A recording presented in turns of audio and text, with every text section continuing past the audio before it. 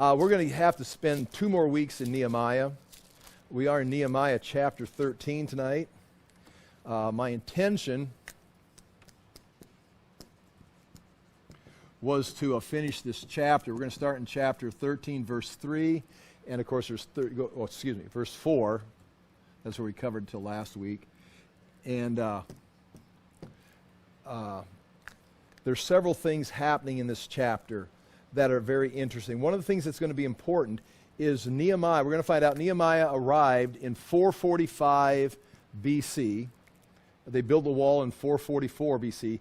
He's going to have spent, we're going to find out here, one of these verses, 12 years there as the governor. He's going to leave his brother, apparently, Hananiah, in charge as the governor of Judea, which puts you down at, this is 433 BC, when his time is up and he needs to go back to, I got to get my eraser, back to Persia and meet with Artaxerxes because I've got an eraser up here. That's why I don't bring it. Where'd my eraser go? Look at that. Someone took my eraser. That's why I didn't have an eraser. So he goes back. Now, we don't know how long a time he's gone. He's gone for some time right here. I'm going to say it's some, again, I don't know. I looked in commentaries trying to figure out some kind of information. This is my 2 to 5 years. He could have just been gone a couple months because you got to travel all the way back. It's a long journey. And then you've got to journey all the way back. And you're not just making these things like summer trips. Plus, when he comes back, there's been a great decline. We just got done last chapter, the dedication. The temple's up and running. They've made a commitment. The week before we talked about they made not a new covenant. They renewed the old covenant where they're going to pay their tithes. The Levites have come in from the rural areas. The priests are there. The temple is functioning. In our mind, in my mind, my Sunday school mind, if the temple's there, it's up and running. But when you look in the Bible, if they stop paying their tithes, the priests and the Levites can't work because we need food. They're in survival mode. They stop showing up, and people really don't care. And so this becomes some other, it's a great area. It's a great public facility. And so they start using it for other things. The priests are going to leave.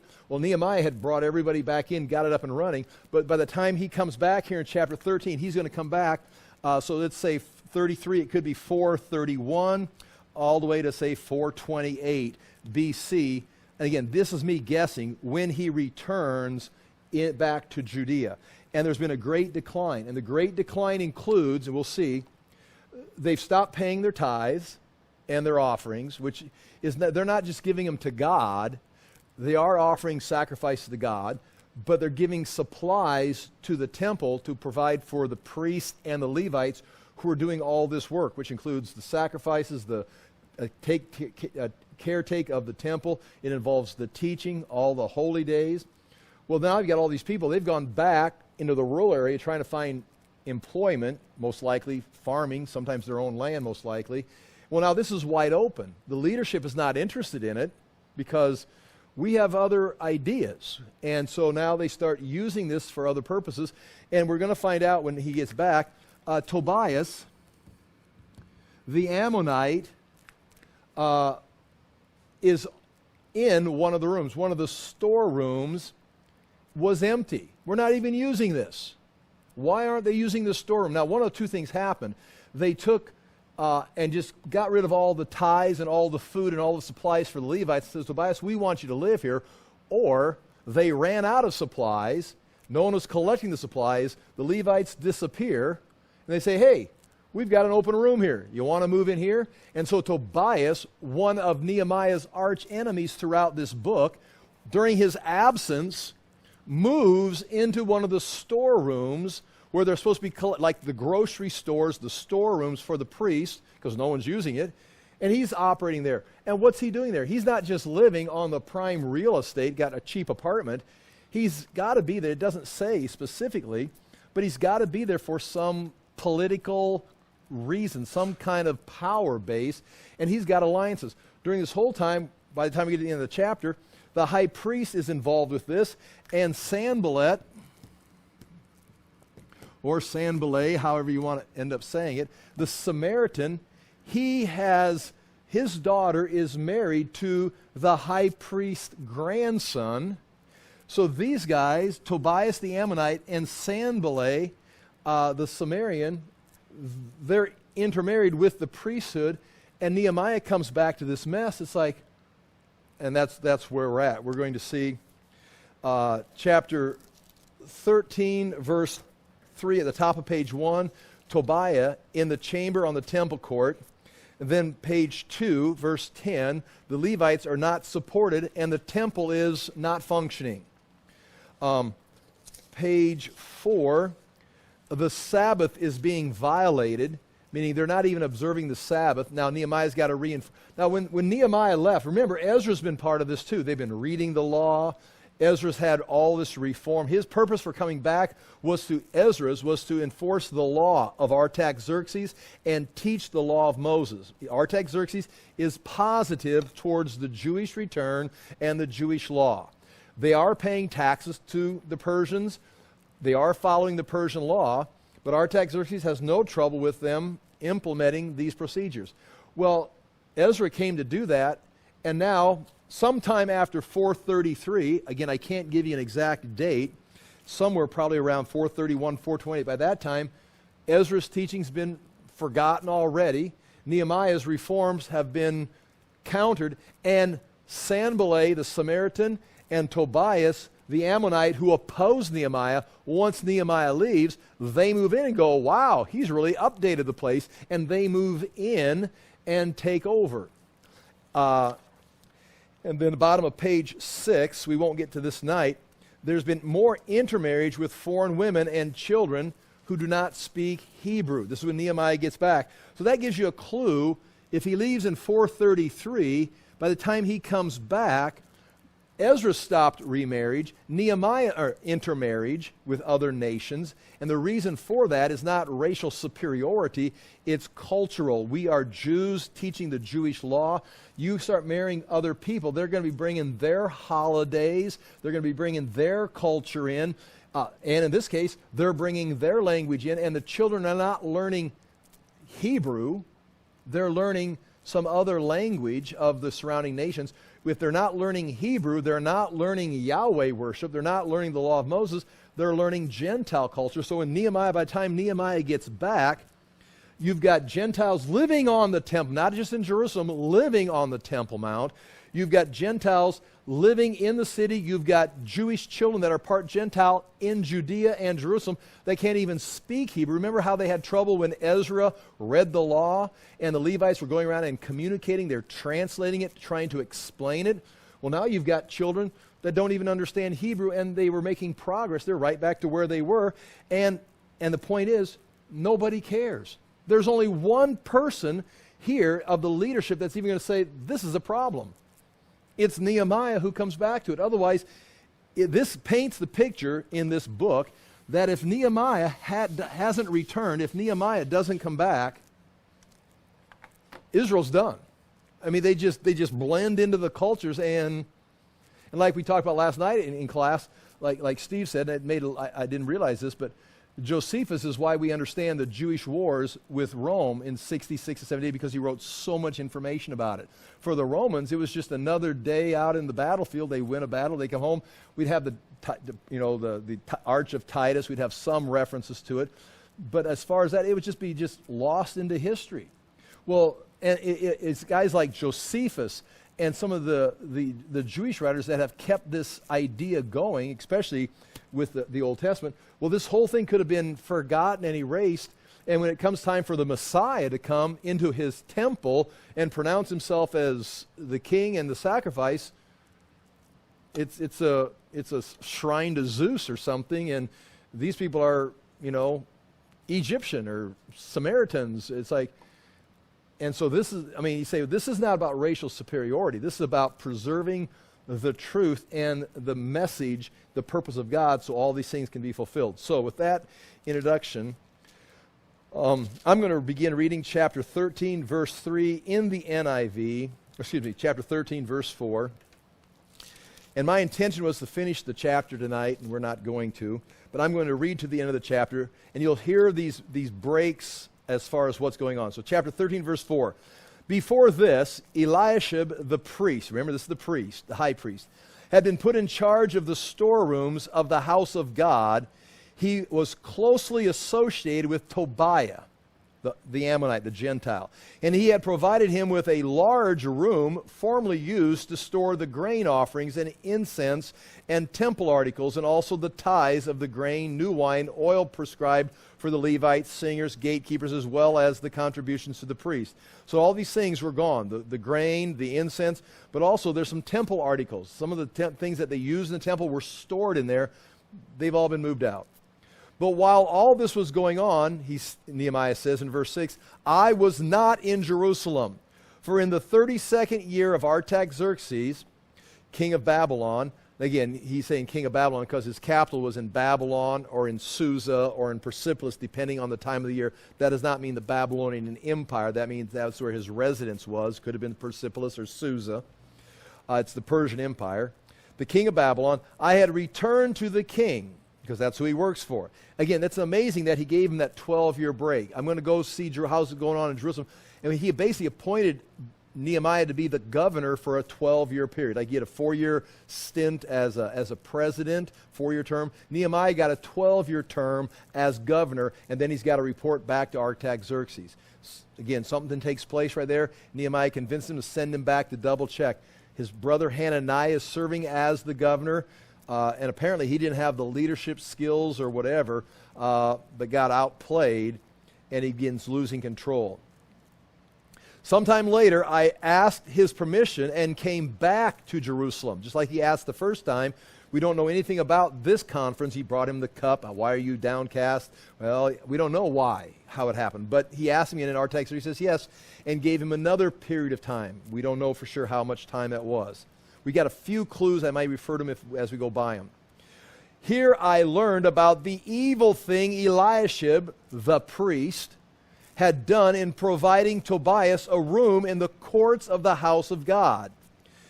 I was greatly displeased. Now again, we'll get into this when we get here. And threw all Tobias' household goods out of the room. So that would be everything he had. All the movable objects he moved in, he threw them out, either out in the temple courts or over the wall out into the streets.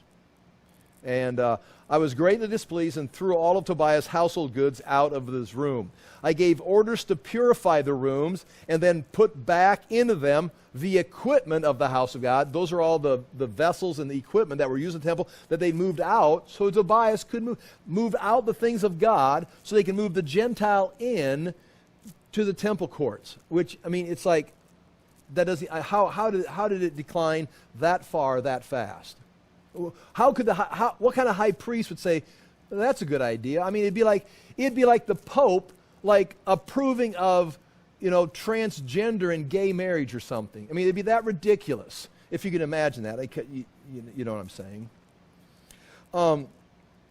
I gave orders to purify the rooms and then put back into them the equipment of the house of God with the grain offerings and the incense.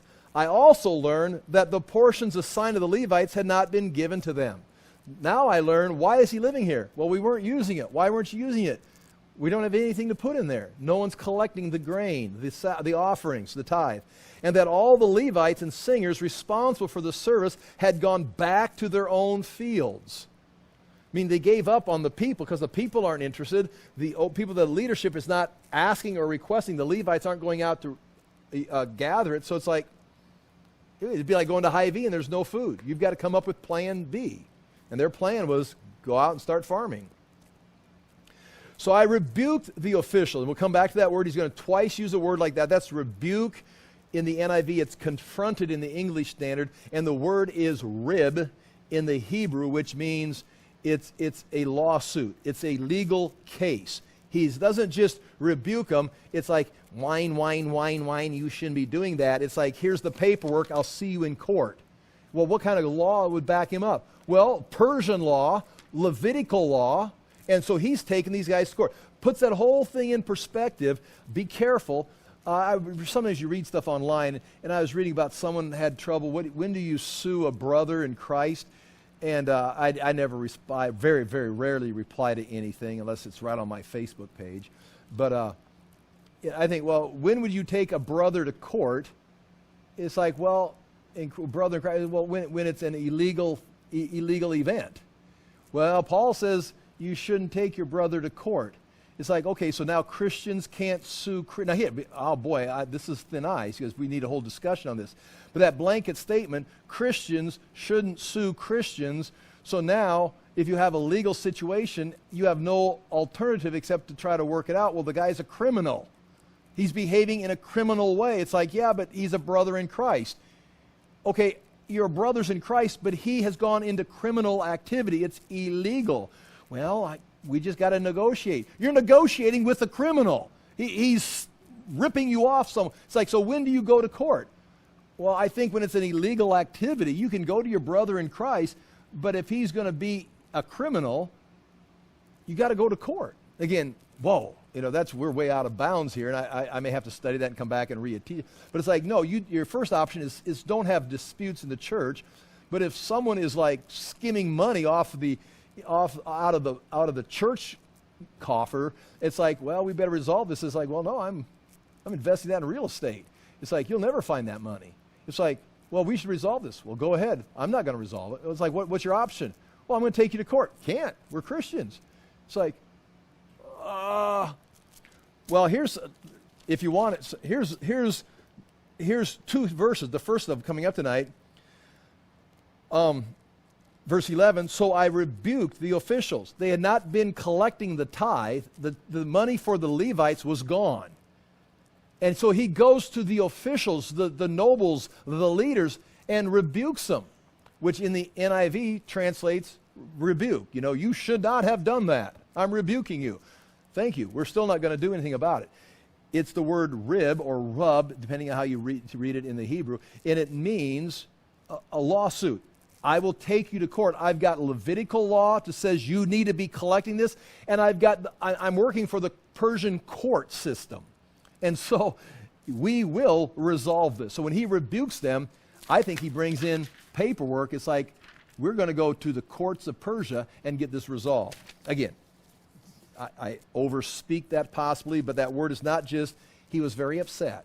It's like, no, he takes legal action in such a way that I rebuked the officials and asked them, why is the house of God neglected? That's what you've neglected the house of God. I came here, Ezra came here, we rebuilt it under Persian orders. We've got the wall, we had it set up, and you have neglected your responsibility under Persian law, under the law of the land, which is the Mosaic law. You are guilty and will prove it in the court, Persian or Levitical.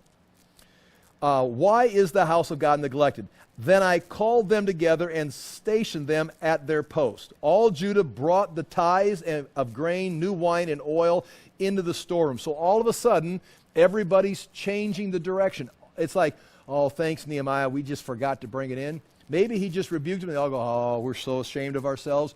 Or maybe it went through the law system, it's like, bring it in. Just like you pay your taxes. They never stopped paying their taxes to the Persian government. How do we know that? There would have been repercussions that would have been shown up somewhere. There would have been a military invasion. There would have been some kind of, we came to collect the taxes. We'll take these people, we'll take this property, and we'll take all of your privileges. So they've been paying their taxes. So something happened here where you need to start paying this tithe or this tax also. And they all started, the IRS shows up and they all started paying their taxes again or their tithe. Again, I'm reading between the lines, obviously. If you want to just say Nehemiah showed up, he chewed them out. They said, we feel really bad. And they all started bringing their money back in. Okay, thank you. I should have came back last week. All Judah brought the tithe of grain, new wine, and oil into the storerooms, which had previously been occupied by Tobias. Now he breaks down who he does. He got 4 people. I put Shemaiah the priest, Zadok the scribe, Levi and a Levite named Pedaiah in charge of the storeroom. So you got a scribe, a priest, and a Levite. And again, what's the scribe for? Record keeping of all the things, who's paying and who owes. And made Hanan, son of Zakur, the son of Mattaniah, their assistant, because these men were considered trustworthy. they were made responsible for distributing the supplies to the brothers. So they collected it, they documented it, and they distributed it in an orderly fashion to the Levites. Now the Levites are back in town. The Levites are ready to work, but there's also money to be paid for them to be there. Now he writes in verse 14, "Remember me for this, O my God, and do not blot out what I have so faithfully done for the house of my God and its service." And the word in one of the words in there for faithfully done or his service is the word hasid, which is used when God talks about, I have loved them with a covenant love. I love Israel. That's not the emotional, I love them. It means I have a covenant with them. If you mess with Israel, I have a covenant. I will mess with you. Because why? Hasid. I have a covenant, and every time I'll do the same thing because we have a covenant. Sometimes it's what I'm trying to think of the words, and I just slipped my mind. An unconditional covenant. I've chosen Abraham, and I will always choose Abraham. Sometimes it's a conditional. If you do this, then I'll do this. This is a unconditional. Israel has been chosen. Nehemiah is using that same word. I have so faithfully, or hasid, done these things. He's saying, because I'm in this covenant with God, I am doing these things. How do you show your, quote, love for God? Well, I just love the Lord. He says, no, I am doing these things because I have a covenant relationship with God. I will not break this covenant. I'm going to keep my end, and God is keeping his end. And that's what he's saying. Lord, remember that I am keeping my end of the covenant. You've been gracious to me. I'm going to do these things for you. And he's saying that because he's alone. I mean, he's not getting any benefit on this side of history. He's not getting any friends in this city. Tobias' enemy is in the courts. Sanballat from the Samaria, he's been against Nehemiah since the beginning. He's already still in play. So Nehemiah is standing alone saying, I'm doing this because of what God has promised to me and my people. I'm counting on, just like you promised me, I'm doing it for you, and I'm reminding you that I plan on you keeping your end of the covenant. It's not a threat. It's that eternal circle. God has promised, I'll respond. I'm knowing God is going to keep his promise. We're going somewhere bigger than this. In those days, I saw men of Judah treading wine presses on the Sabbath. So this is men of Judah. That would be outside of the city, treading wine presses on the Sabbath and bringing in grain and loading it on donkeys. So they're treading grain or treading wine in the rural areas. They're loading shipments of grain to bring them into the city to sell, set up shop on Sabbath. And they were bringing all this into Jerusalem on the Sabbath. So no one's keeping the Sabbath. Therefore, I warned them against selling food on that day. I warned them, don't do this. Men from Tyre who lived in Jerusalem were bringing in fish and all kinds of merchandise and selling them in Jerusalem. So Tyre, if we had a map up here of the land, well, you see back here, here's the northern border of Israel right there. Tyre is that'd be Samaria, but it'd be up in here, 12 miles north of the Samaritan border at this time. It'd be Israel's north border. So it's up here in Phoenicia. It's 12 miles from there, and then, several miles back down. But they not only had fish came from the Sea of Galilee also. They not only had fish, but from Tyre, they were merchants that went into the Mediterranean world. And they were great seafaring merchants. And so they had products, merchandise, commodities from all across northern Africa. They had it from Asia, from Greece, all over to Tarshish. This whole Mediterranean world was coming in. It was funneling into Phoenicia, and from there the people of Tyre were coming down to Jerusalem along with the fish that they could get out of the Mediterranean and selling it on the Sabbath. So men from Tyre who lived in Jerusalem were bringing in fish and all kinds of merchandise. That merchandise was from all across them. It wasn't just something you could get down the street. It's something that you could only get from the men of Tyre, and selling them in Jerusalem on the Sabbath day. So the Gentiles weren't honoring the Sabbath because the Jews weren't honoring the Sabbath. They may set up shop. The Jews may walk by and say, we can't buy anything. It's the Sabbath. But they weren't. The Jews were buying stuff. It was just like another day. So notice what he does. Verse 17, I rebuked the nobles. And again, if you allow me to repeat, that's exactly the same word, rib. I rebuked, or English Standard, I confronted, or it's got a heavy indication, I brought legal charges against the nobles. I took it to court. You can't do this. It's against the law of Moses. It's against the Persian code of what they want us doing. I've got Persian courts coming right up your door. You want this? Well, I'm bringing the lawsuit. Again, when he says, I rebuke, you could say he just rebuked the nobles of Judah and said to them, what is this wicked thing you are doing, desecrating the Sabbath day? That would be the heading of the legal case. They're desecrating the Sabbath day. Desecrating, it sounds like a very dirty word. They're really doing something perverted with the holy day.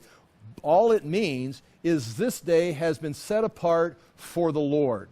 You are desecrating it by taking it from here and bringing it over here and using it like you want to. You're not doing anything immoral. You're not doing anything wrong. You're just using something holy, something set apart, something sanctified for God for yourself. So it doesn't mean like, what kind of perverted wickedness were they doing? They're shopping. They're just buying food. They weren't planning ahead. They weren't having a day of preparation. We're just like taking what we gave the Lord, taking it back and bringing it to ourselves. So the lawsuit was they were desecrating the Sabbath day. And then here's his reason for it, which makes a lot of sense. And you think, yeah, well, they don't know this. But if anybody knows this, these people should know this. And he says, didn't your forefathers do the same things so that our God brought all this calamity upon us and upon this city? What's all this calamity? Well, the fact that we still got Gentiles occupying and giving us pressure because we've lost our country, we lost our nation to the Assyrians and the Babylonian invasion. We were in captivity, if you want to say 70 years, and you can count it several different ways, and now we've come back and we're trying to rebuild. We shouldn't be rebuilding. We should be in, their 600th year after Solomon's glorious temple. They should be like in their 6th or 700th year of national supremacy. But instead, they're trying to build from the ground up. Why? Because you didn't follow the covenant that God made with you. And now we finally are digging our way back out. We've dedicated the walls. We've got the temple up. We've got the Levites. Everybody's paying their tithes. Okay, our future looks good. And then you go right back to what got us in trouble in the first place. How does this make any sense? Is basically what he's saying. Didn't your forefathers do the same thing so that our God brought all this calamity upon us and upon this city? And again, that calamity came in 586 BC, but it's still happening here. They're still trying to dig themselves out of the 586 disaster. Now you are stirring up more wrath against Israel by desecrating the Sabbath, by taking God's day and bringing it over here, making it your day. When the evening shadows fell on the gates of Jerusalem before the Sabbath, I ordered the doors to be shut and not open until the Sabbath was over. I stationed some of my own men at the gates so that no load could be brought in and on the Sabbath day. So not only does he bring the laws, he says, you better start doing this. Hey, I'll help you. As the shadow was moving, because when the sun sets, the trumpet sounds and the Sabbath has begun. So as the shadows were going before the sun set, if it's 10 minutes, 20 minutes, an hour, late afternoon, whatever it was before the sun set, the gates are going closed, guards are being posted, and the sun sets. You can't go out. You got to stay here, and we'll open the gates when the sun sets it'd be on the Sabbath. So, and you open up for the evening if you wanted to do that. So that's what he's doing. And stationed my own men at the gates so that no load could be brought. So military guards forcing the people to obey the Sabbath. Once or twice, guess what? Once or twice, the merchants and sellers of all kinds of goods, that would be the people from Tyre, spent the night outside Jerusalem, outside the gates. But I warned them and said, why do you spend the night by the wall? In other words, the sun's going down. They go, well, we're not going home. We'll just set up out here. The gates will be closed tomorrow, but the people can go out the doorway, come outside and buy stuff. We'll just set shop up outside. We won't be able to set up inside the city. We'll just set up outside all these gates, especially the fish gate right here. That's the road that comes in from Tyre. And then tomorrow, the people just come out and buy from us. So the Gentiles are going to They're used to doing whatever they want to here in Jerusalem. Sanballat. Were Sanballat and Tobiah scared of the Jews? No, because they moved into the Temple Mount. Or the people of Tyre like, ooh, Nehemiah. But just wait out here. And Nehemiah then, he says, why do you spend the night by the wall? If you do this again, I will lay hands on you. Now, what's that mean? That's a nice way of, I will use physical violence to get you out of my way. Now, Nehemiah's not going to come out. Now, look, he's been in the Persian court. He's been in Jerusalem 12 years. He's gone back. Now he's come back for another term. I mean, how old is the guy? He's not going to go out there and kung fu fight everybody. But he's got Persian soldiers that are traveling with him. I will lay hands on you. Oh, not me personally, but these guys. And now you've got the merchants from Tyre facing the Persian military. And the Levitical guards that are trained with a sword or knives. He says, I will lay hands on you. From that time on, they no longer came on the Sabbath. So it's like, well, did it work? When Nehemiah says, I'll lay hands, I told you, no. Next time, I'll be here with military force. Well, I ain't going back. I ain't going back either. And from then on, once or twice they showed up after that. People of Tyre says, it ain't worth it. It ain't worth messing with Nehemiah and his lawsuits and his military escorts and the Levitical Levites. Then I commanded the Levites to purify themselves and go and guard the gates in order to keep the Sabbath day holy. And once again, remember me for this, O my God, and show mercy to me according to your great love. And that is, again, the second time he asked, you see two lawsuits, possibly. Again, if you just want to say he went out and says, you shouldn't do this, and they all stopped doing it, you can go with that. Or he brought some kind of legal pressure, followed with military threat, and they all started. And he says, Lord, I'm doing this not because it makes me popular in Jerusalem, not because I'm getting rich. I'm doing this because this is part of my covenant response to your love to Israel. It's my love to you. I will enforce your law. And so that is where we're at. We got more coming up. Now he finds out there's people intermarrying, and that's the next verses coming up there. Now, with the notes, very quickly, we already read through it, and now I've just got a few highlights to show you. I know this could get redundant, but I don't want to miss a few things. Here we go. Page 1, the notes. Now, before this, Eliashib the priest, who was appointed over the chambers of the house, this is the English Standard Version of God, and who was related to Tobiah. There I've got in the box the word allied or related. That's down point 4, is allied or related to Tobiah and Eliashib were allied. That can mean like a political alliance, but it means near, close relative, kinsman. It's used in Ruth 2:20, for example, that Boaz was related to Naomi and Ruth. That could mean reason Tobiah is in there is he is somehow related now. Now again, he's an Ammonite and the high priest is Jewish. How could they be related? Intermarriage. They've got some kind of marriage covenant, and now they're sharing each other's families' estates, and you're sharing Israel's inheritance with the Ammonites, and it's like, because they had some kind of relation. Again, they were related at some level. Maybe they had a political allegiance, maybe they shook hands, maybe they were friends, maybe they had actually become related, and now you've got the breakdown of Israel. You've got the breakdown of the religion, the culture, the lineage, everything.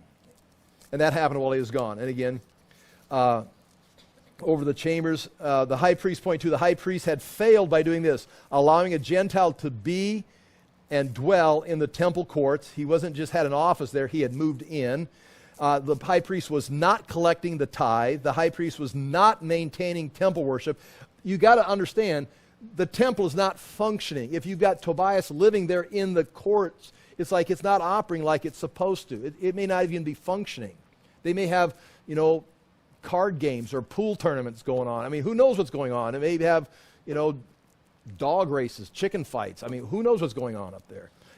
Or if it is religious, it's compromised, and it's got the Ammonite, which now you're bringing over the Ammonite gods, the Samaritan gods, and all this, again, all this is going to spiral out of control because the Samaritans are eventually going to have to just be rebuked, and they're going to go just a few miles to the north and make their own temple, and they're going to create, they're going to have their own priests, because they're going to bring some of the priests from here, because they're going to intermarry with the Samaritans. They're going to bring them, they're going to be rejected here. They're going to go make their own temple that Alexander the Great will destroy up on Mount Gerizim. And that's where Jesus meets the Samaritan woman. And she asks, she is so confused. The Samaritan woman is so confused. What is it, John chapter 4, off the top of my head? She's so confused. She says, you're a prophet of God. Where should we worship God? In Jerusalem or here? Because both places are holy places. And Jesus says, you Samaritans, you don't know what you worship. Jesus sided with the Jews, but had pity on the Samaritan woman who inherited a bunch of confusion. But anyway, that's all going to spiral out of control after this into the next 200-300 years. And Jesus is going to have to pick it up. And that whole story of the Good Samaritan is not to say the Samaritans were good. It's to say that he responded the right way. Jesus, no one ever supports the Samaritan religion. They had twisted it, they had rejected it, they had violated this temple, gone from their own, but they still had a chance to return and do the right thing. So Jesus, by saying the Good Samaritan, wasn't saying, they've got the right religion. Someone could twist, well, they were right, the Jews were wrong. No, the Jews were in the right place, had the right documents, not necessarily doing the right thing, but the Samaritans, Jesus said it, you don't know what you worship. I mean, you're not even close. Okay. Tobias, point 5, Tobiah had always had support from the elite and the leading Jews. And this is the thing you got to remember. Nehemiah had spent 12 years here. Imagine spending 12 years building the walls, reestablishing the temple, governing the land, and the whole time Tobiah never really goes away, and Sanballat never really goes away. Within your government, you've got people that are still talking behind your back, making agreements behind your back, and once Nehemiah leaves, they all come right back in. It's like, I don't know, it'd be like becoming president, and then all the bureaucracy stays in place, and they're still faithful to the previous administration, and everything you try to do, they're chipping away and confusing the paperwork and making false allegations, and you never can get anything done because the previous administrations got everybody in place. Nehemiah inherited that. And for 12 years, he fought it, and after he left, it all resurfaced. He'd been fighting that he never conquered the bureaucrats. He never conquered the elites. He never conquered the nobles, because they had sweeter deals with the Samaritans and the Ammonites than they did with their God, with their law. They never understood it. So, I mean, that's sad to see him fighting that battle. Chapter 13, verse 5, he had prepared for Tobiah a large chamber where they had previously put the grain offering. Again, reason not putting it there, it apparently had run out. Frankincense, the vessels, the tithes of grain, the wine and oil, which were given to the commandment by commandment to the Levites, the singers, the gates. Again, the singers are supposed to be singing. They're supposed to be singing in the temple, and it's provided by the tithe. They're supposed to be gatekeepers, keeping anything impure out. Keeping what impure? Like what? An Ammonite? You can't come in here because the Levites won't let you in there. Well, the Levites, they're not there to guard the gates. The gatekeepers are gone. And contributions for the priest. Now, I would assume that Eliashib has plenty of what he wants. I'm sure the high priest is not hurting. He's still there functioning. Everybody else has gone home. While this was taking place, I was not in Jerusalem for in the 32nd year of Artaxerxes. I'll show you the date here. I went to the king. He went back home to Susa, or Babylon. And after some time, I asked leave of the king. Nehemiah had been governor of Judah for 12 years. I've got it written down there. Nehemiah then returned to Artaxerxes. I said all these things. We don't know a lot of things. But I can tell you this. In 407, which is quite a ways away from 428, the best, when he came back, I'm saying possibly it would be 431, possibly 428, if you go 2 to 5 years later. That's when he came back. By 407, which is really a long ways away, but by 407 BC, the governor of Judah is Begohai, which is from the Elephantine Papyri, which is down in Egypt, down the Nile, or going up the Nile River. The Jews had settled there. A bunch of papyrus was discovered. They're writing letters back and forth with Jerusalem because that's where the temple's at, and they're in communication. And they mention in 407 writing a letter, a papyrus, to the governor. And by 407, Nehemiah is not the governor, which obviously isn't surprising, which really doesn't help us much. The 32nd year of Artaxerxes was between April 1st, 433, and April 19th, 432 BC. I came to Jerusalem, and then I discovered the evil that Eliashib had done for Tobiah, preparing for him a chamber. See, the high priest had prepared a chamber. He took the chamber and prepared it for him. And then Tobiah moved all of his furniture and all of his stuff. Why? I mean, is he trying to find a nice place to rent? I don't think so. It's got to be a place of power. It's got to be some kind of a position. It's got to be some kind of representation. He's got an office over in Ammon, but he's also got a headquarters on the Temple Mount. It's got to be some kind, he's got some kind of authority here, I'm thinking. It's not just, I just can't find a place to live. I want to really live in Jerusalem. Well, there's a nicer place to live than in the middle of the temple precincts. I mean, you can find some nice places, but this is where the office, this is where the complex, it's got to be about power, I think. And in Nehemiah chapter 13, verse 8, again, this is being written copied from his memoirs, meaning this is him writing. And I was very angry. He comes back and he finds, what, Tobiah, my enemy? Where's the priest? Where's the Levites? What's he doing here? Well, we've made some changes. I was very angry. And I threw all the household furniture of Tobiah out of the chamber. Again, did Nehemiah go in there and start throwing things like Jesus started tipping over tables? Jesus actually tipped over the tables. He didn't have his disciples do it for him or his military. Jesus did it. Did Nehemiah go in and start throwing things out? I think he was mad enough to. I would think that, yeah, he's throwing stuff. But, I mean, he's not just wandering around the empire by himself. He's got a Persian escort that they probably helped him. And then where did he throw it? He threw it out in the temple courts. I mean, it's really reminiscent of what Jesus did to the tables. Or did he throw it out of the temple courts themselves, like over the wall out to the streets? Anyway, the point is, he got rid of it. And the household goods, that word would refer to vessels, equipment, implements, and basically anything that was movable property that you'd moved into your office, your residence. Then I gave orders, and they cleaned the chambers, and I brought back there the vessels of the house of God, the grain offerings, and the frankincense. So they had to clean it, meaning it had been defiled because it was used for something secular. It had to be cleansed and rededicated to God, and then they brought everything back in, and now he's reestablishing what he had established. Everything was up and running. 445, 433, everything's up and running. He comes back. He's got to start by getting the Gentiles. It was worse than it was the first time. The Gentiles were actually moved in the temple courts. So he has to start there. Chapter 13, verse 10. I also found out that the portions of the Levites that had been given to them, so that the Levites and singers who did the work, they had fled each to his field. Again, notice the word had fled. I mean, it's not just they moved, they migrated. I mean, it's like for survival. Like you might flee to, a homestead. You have to survive. They fled. And it's at point 1, basically Nehemiah found the Levites were broke, their storehouses depleted, and no one was refilling them with the tithe. This was a part of the problem of the people. It was part of the fault of the Levites for not collecting it. Ultimately, it was a failure of the high priest and the leadership or the elites for letting this happen. And they probably let it happen on purpose, because the Levites probably wanted to stay there. It would be similar to someone allowing our borders to be open and just letting people come across. It's like the country is collapsing. Why don't the elites do something about it?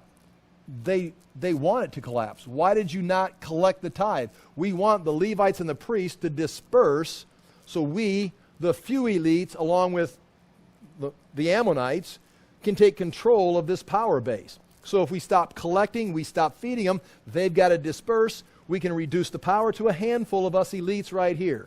And that's what Nehemiah comes back, a handful of elites controlling this. It's like, why did you let this happen? because we wanted the people to get chaotic and disperse so we could take the power. If the priests are there, the Levites, all the power's dispersed. There's singers, there's guard keepers. I've got to follow the law because everybody's watching each other. But with this case, we're in charge.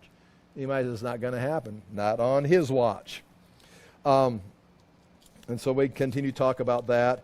And I'll quit here. Chapter 13, verse 11. Here it is. So I confronted the officials and said. And I've got that word in a box right there. And above it, it says, to take one stand. The Levites were reinstated. Oh, excuse me. There's two parts here. They were reinstated. Point 2, confront. So that word in the box means they were basically reinstated. To take one stand, they were put back into their place. So he takes the Levites, gives them their authority back into their place. So they're back in. They established the mass of the priests, the mass of the Levites were back in their places of power and authority. And then, point 2, confront or contend is rib or rub, which means to strive or to contend. And that's where I said that would be a lawsuit. So he readjusts the power base, brings the Levites back in, and takes the leadership to court, which include the Levitical court and the Persian court. Then he organizes that so they collect the grain, and verse 12 and 13, they're collecting the grain. He's got new leadership as far as who's going to oversee the distribution. And they're instead of having Tobias live in the storehouse now has the grain, the oil, the wine for the Levites and the priests. Their grocery store is reestablished. And I mean, he's basically rebuilding the country. He's making the Temple Mount great again, is what he's doing, if that makes sense to you. I mean, it's so parallel, I think. And then we pick up next week, chapter 13, verse 5, the violation of the Sabbath. We refer to that, and we'll finish the book next week. And we will have class next week. It'll be the day after Christmas. If you're busy, I understand, but I can't figure out an excuse why, I can't show up at 7 o'clock on Tuesday night, the day after Christmas, and teach Bible. So I will be here, and you can too. But if you're busy, I thoroughly understand that. I don't want to put them on the spot. That's okay. Hey, we can come down here and hang out by ourselves. Hey. Okay. We got two people. Okay. Now, I don't want to roll the dice. I've never had an empty Bible study in 23 years, so I don't want to roll the dice and blow my streak and have no one show up for a Bible study because I scheduled like at 2 o'clock Christmas Eve in the morning. It's like, no one showed up. I can't believe it. Okay. I'll pray and you're free to go. I do appreciate you being here. Father, I do thank you for the chance to look into these things. We thank you for your word. We ask that we, again, would handle it diligently, that we'd apply it to ourselves and our own lives, that we'd evaluate our world, our own actions, our own thoughts according to your word, and ask that we would act in a way that would be pleasing to you, that we can respond to your great love for us by being obedient and pleasing you with the way we live our lives. In Jesus' name we pray. Amen. Again, thank you for being here.